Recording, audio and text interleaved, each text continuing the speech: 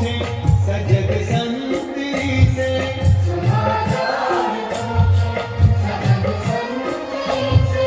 बड़ी सावधानी से इस राजधानी को माया की छाया से पल पल बचाए।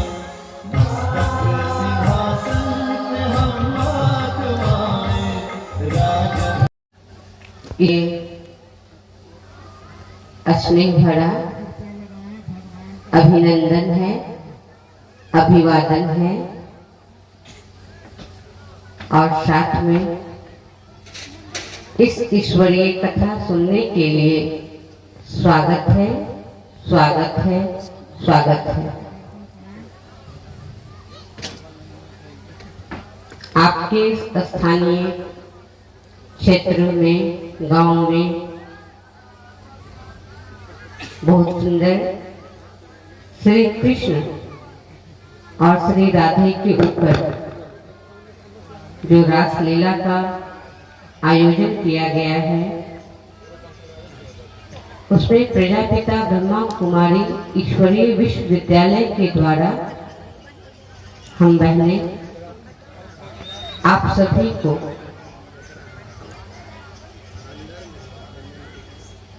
यह रासलीला का सच्चा रहस्य, सच्चा कथा, सच्चा अर्थ ईश्वर के आदेश पर बताने आए हैं। अब ईश्वर के आदेश पर कैसे बताने आए हैं? तो सभी तो ईश्वर को अति प्रेम करते ही हैं, ईश्वर से अति स्नेह करते ही हैं। अगर ना करते तो यह आयोजन आपके स्थान पे न होता और आप उसमें सहभागी भी न बनते। तो ईश्वर ने हमें बहुत पहले ही संत महात्माओं के द्वारा यह आदेश दिलवाया है कि धरती पर सभी मनुष्य मेरे बच्चे हैं, लेकिन उन्हें मेरा सच्चा रूप पता नहीं है। मुझे यहाँ वहाँ ढूंढते तो हैं, मिलना चाहते तो हैं, लेकिन अभी तक ढूंढ नहीं पाए हैं, मिल नहीं पाए हैं। गाते तो हैं, ना जाने किस भेष में मिल जाए हरि, लेकिन वो भेष कौन सा है और सच्चा सच्चा वो हरि कौन सा है, अभी तक शायद, मैं पक्का तो नहीं कहती, पर शायद नदियों में, पेड़ों में, यहाँ तक कि एक छोटे से दूब में ईश्वर को ढूंढते हैं। जबकि संतान तो ईश्वर के ही है ना, कि सिर्फ मनुष्य की संतान है। संतान तो ईश्वर की ही है, रहते मनुष्यों के बीच हैं। तो ईश्वर को पाने की इच्छा, ईश्वर को जानने की इच्छा इसलिए हमें बेचैन करती है, इसलिए हमें अशांत करती है, क्योंकि मेरा उनके साथ कोई एक दो जन्म का नाता नहीं है, कोई छोटी मोटी तकलीफों को दूर करवाने का नाता नहीं है। थोड़ी सी अशांति हो गई उसे खत्म करने का नाता नहीं है, बल्कि हम हैं ही उनकी संतान, तो उन जैसा इस संसार में रहने का नाता है, उन जैसा अपने जीवन को व्यतीत करने का नाता है। और यह नाता स्पष्ट तब होगा जब हमारा अपने आप से पहला नाता पक्का होगा। अब पहला नाता आप पिछले कई दिनों से सुन रहे हैं, मैं कौन हूं? आत्मा। मेरा मुझसे पहला नाता क्या है कि मैं कौन हूं? आत्मा, यह शरीर तो मैंने नाटक करने के लिए, खेल पाल करने के लिए, कर्म करने के लिए पाया है। इस शरीर की पहचान भी वहीं तक, जैसे इस शरीर से हमारा एक रोल पूरा हुआ, एक फर्ज पूरा हुआ, एक अध्याय पूरा हुआ, ये शरीर मुझे छोड़ना पड़ता है। तो छोड़ा किसने? आत्मा ने। तो धारण भी किसने किया हुआ था? आत्मा ने। तो पहला तो मेरा इस शरीर के साथ क्या नाता है, इस रहस्य को हम जितना अच्छे से जान जाते हैं, समझ जाते हैं, उस सत्य को हम अपने जीवन में धारण कर लेते हैं, तो दूसरा रास्ता, दूसरा रहस्य, दूसरा पर्दा उठना आसान हो जाता है। तो दूसरा पर्दा है परमात्मा कौन, ईश्वर कौन, भगवान कौन। तो पहला नाता आप लोगों ने पक्का किया कि मैं आत्मा हूं।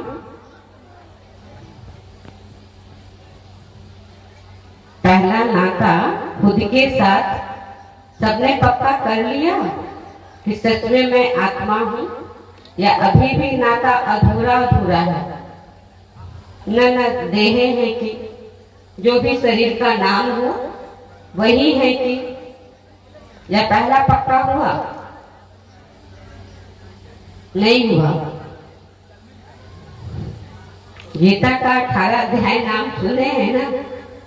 सत्यनारायण स्वामी की भी कथा होती है तो उसमें भी बहुत सारा अध्याय चलता है, हर कथा में कई अध्याय चलता है।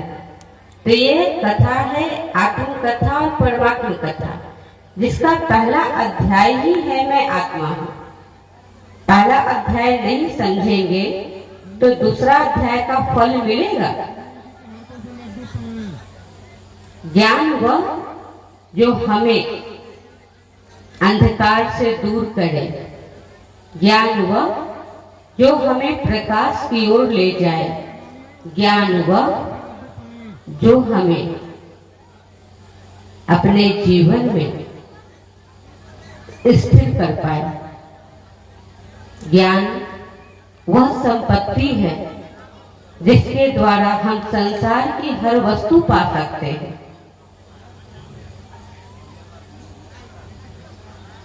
लेकिन मेरा जो ज्ञान है कि मैं आत्मा हूं,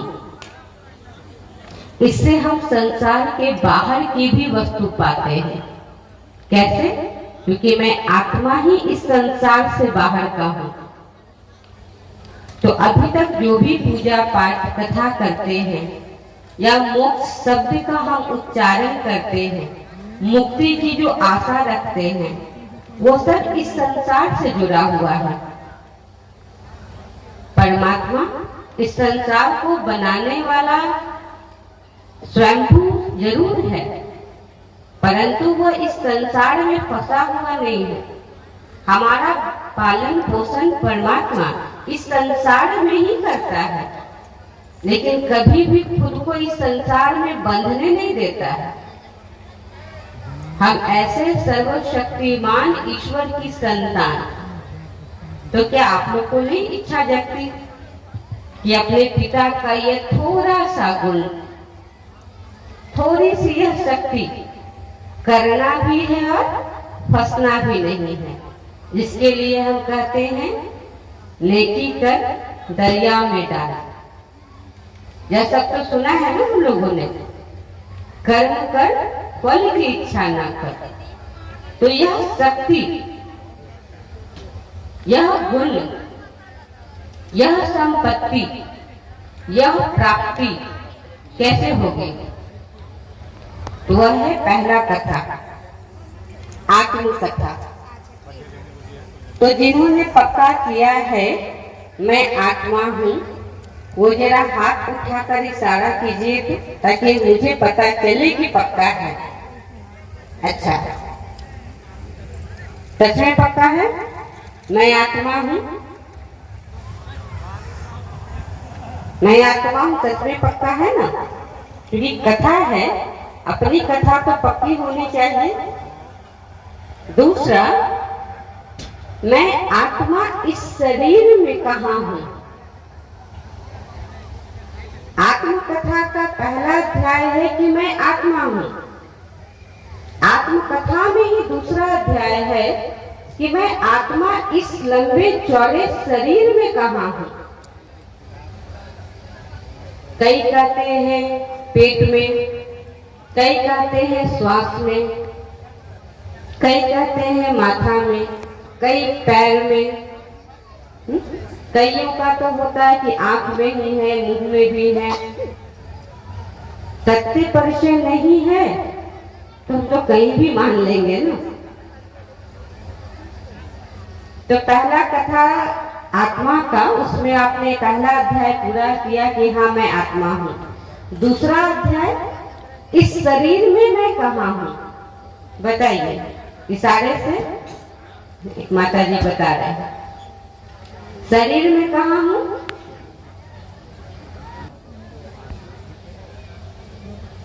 तभी इशारे से समझ रहे हैं ना, सामने दिखाई दे रहा है ना कहाँ हूँ। इसको कहते हैं अकाल तख्त, भ्रिकुटी आसन। तो आत्मा इस शरीर में भ्रिकुटी आसन में विराजमान है, अकाल तख्त पे विराजमान है।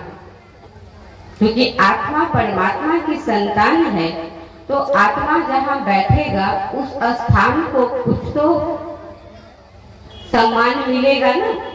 इसलिए इस स्थान को अकाल तख्त भ्रिकुटी आसन कहा गया है। इस आसन पे बैठकर मैं आत्मा इस 5 तत्वों से बने शरीर को चलाता हूँ और इस शरीर के द्वारा इस संसार का हर कर्म करता हूँ। चाहे शरीर को चलाने के लिए श्वास ही क्यों ना भरना पड़े, शरीर को चलाने के लिए भोजन ही क्यों ना करना पड़े, अब भोजन करने के बाद उस भोजन को पचाना भी क्यों न पड़े, ये सारा कर्म कौन किया? मैं आत्मा। आत्मा निकल जाए तो क्या शरीर में श्वास चलेगा? शरीर में कोई भोजन जाएगा? या शरीर के अंदर पहले से गया हुआ भोजन पच पाएगा? तो ये है मुझ आत्मा की शक्ति, मुझ आत्मा का रहस्य, मुझ आत्मा का स्व कथा, जो आत्मकथा का दूसरा अध्याय है। पक्का हुआ? आत्मा शरीर में कहाँ है? एक बार फिर से बताइए आप सभी इशारे से। कहाँ? 2 भुवों के बीच, जहाँ हम बिंदी लगाते हैं, तिलक लेते हैं, टीका करते हैं, 2 भुवों के बीच मुझ आत्मा का स्थान। अब आत्मकथा का तीसरा अध्याय है कि आत्मा राजा है, आसन पे बैठा है ना, तो आत्मा के मंत्री संतरी तो होंगे। यह शरीर तो आत्मा का राज्य हो गया। आत्मा राजा बिना मंत्री संतरी के काम किसके साथ करे? क्या राजा अकेले काम करेगा? इतना बड़ा राज्य है, तो इस राज्य को चलाने के लिए राजा को कोई तो संगी साथी चाहिए। तो आत्मा राजा का संगी साथी कौन? इस शरीर को चलाने के लिए और इस शरीर के साथ हर रिश्ता निभाने के लिए। ये आत्मकथा का तीसरा अध्याय है जो आप लोग को पढ़ाया गया। आप थक हार के आएंगे तो आपका सत्कार कौन करेगा? जो राजा पहले से घर में है। इसलिए ईश्वर ने हमें यह आदेश दिया कि आपने जितना ग्रहण किया है, तो ज्ञान इस संसार में सर्वोत्तम धन है और ज्ञान धन का दान सबसे उत्तम दान है। इसलिए यह दान विशेष ब्राह्मणों के द्वारा ही किया जाता है। ज्ञान का दान विशेष ब्राह्मणों के द्वारा ही किया जाता है, क्योंकि ब्राह्मणों को ही पता है ब्रह्म का मालिक कौन है और उनका स्वरूप कैसा है। और वही हम सभी ब्रह्म के मालिक के बच्चों को ब्रह्मवासी से जोड़ सकता है। इसीलिए हम सभी जिस संस्था से आए हैं उस संस्था का नाम ही है ब्रह्मा कुमारी, अर्थात ब्रह्म के मालिक के स्वरूप को अच्छी तरह से जानकर अपने में समाकर औरों को उनका दर्शन कराना। हम लोगों ने इतना ईश्वर के आदेश को पक्का किया है, उसके बाद आपके पास दान करने के लिए आए हैं। दान लेना पसंद है ना? देना तो पसंद है, मुझे पता है, मैं पूछूंगी नहीं। पता है आप लोग सबको दान करना बहुत पसंद है, लेकिन लेना पसंद है या नहीं? क्योंकि दान ऐसा शब्द है जिसमें आप कई जन्मों के लिए बंध जाते हैं। अगर आपने दान किया तो आपको मुक्ति मिली, अगर आपने दान लिया तो आप किसी के कर्जदार हो जाएंगे। तो यहाँ यह दान ईश्वर का ज्ञान का दान है, ईश्वर के स्वरूप का दान है। इसलिए आपको बंधना भी ईश्वर के साथ है। इसलिए मैं भी, बहनों ने आग्रह किया कि बहुत अच्छा सबको लग रहा है आत्मकथा, आप भी आकर मिले, क्योंकि यह एक परिवार है। परिवार में जब तक परिवार के लोग शामिल न हो तो पूरा नहीं होता। तो आप लोगों से मैं मिलने के लिए ही आई हूँ। कथा तो बहनें करा रही हैं, आपको बता रही हैं, मैं बस मिलने आई हूँ, इसलिए आप लोगों से पूछ रही हूँ। पक्का हुआ है ना? तो दान लेना पसंद है, क्योंकि यह दान आपको आपके ईश्वर से बांधेगा। अभी तक आप लोगों ने वह दान किया है जो ईश्वर के पास लेके जाए। ईश्वर से जो आपको बांधे वह दान आपको लेना है। आत्मदर्शन किया। यह आत्मदर्शन के लिए ईश्वर ने हमें एक विधि दी है, एक कायदा दिया है, एक नियम दिया है। यह विधि आपको रोज सुबह हमारे इस संसार में ब्रह्म मुहूर्त का समय निर्धारित है। सुबह का 3:30 से 4:30 के बीच इस ब्रह्म मुहूर्त में उठकर, नाम ही जब है ब्रह्म मुहूर्त, तो नाम से स्पष्ट हो रहा है ना, ब्रह्मवासी का मुहूर्त।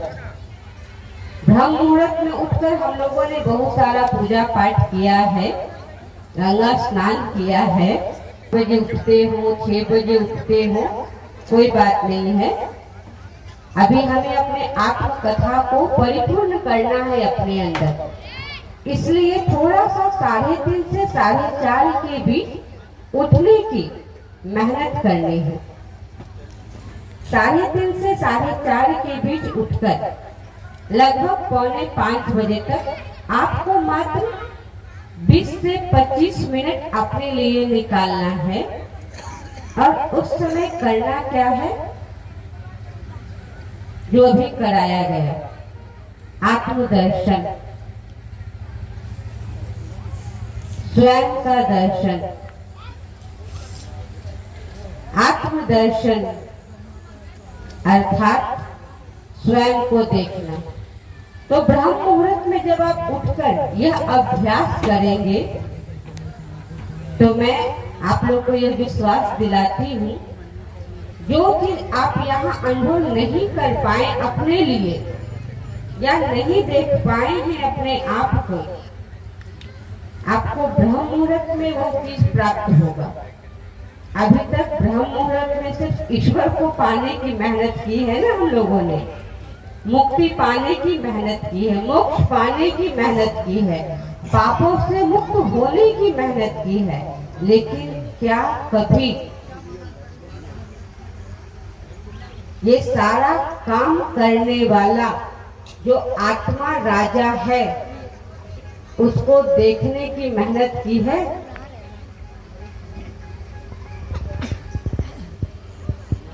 एक बहुत बड़े या छोटे से राज्य को कोई राजा चलाए 24 घंटा बिना थके बिना सवाल किए वो काम करे और उसे कोई 2 मिनट भी देखे ना, पूछे ना, तो क्या उस राजा को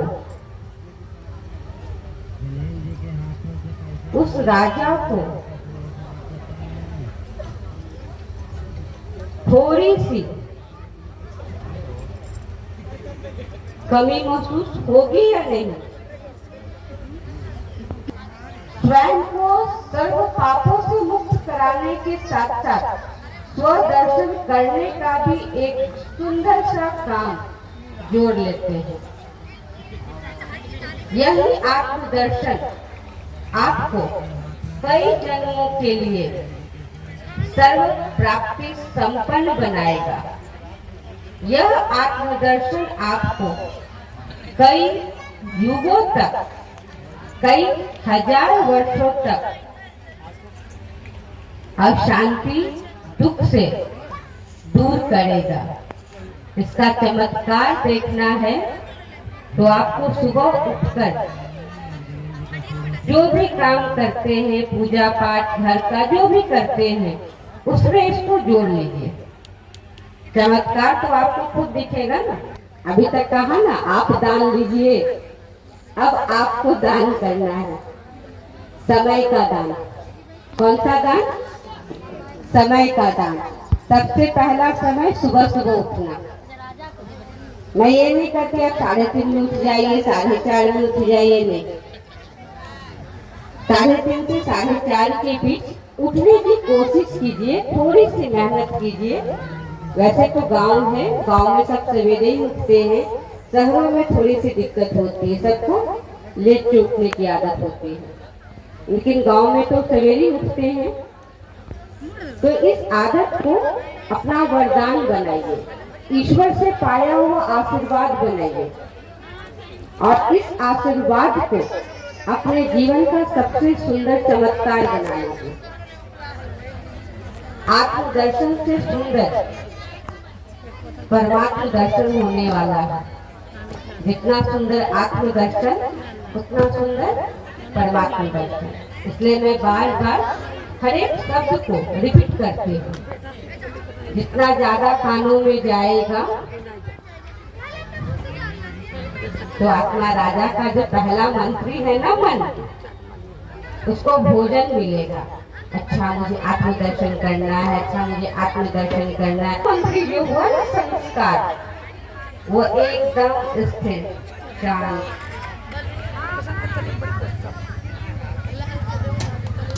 मेरे राजा को पता है उसे अपने जीवन की दिशा किस ओर चलाना है, आराम मिल जाता है। ऐसा आराम हर कोई अपने जीवन में चाहते हैं या नहीं, जहाँ कोई चिंता ना करना पड़े,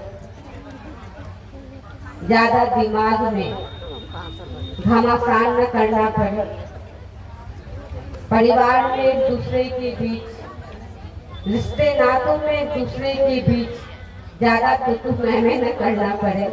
हर कोई यही जीवन चाहते हैं ना, एक बार में सब बात हो। तो राजा को उसके मंत्रियों का संपूर्ण साथ लेने के,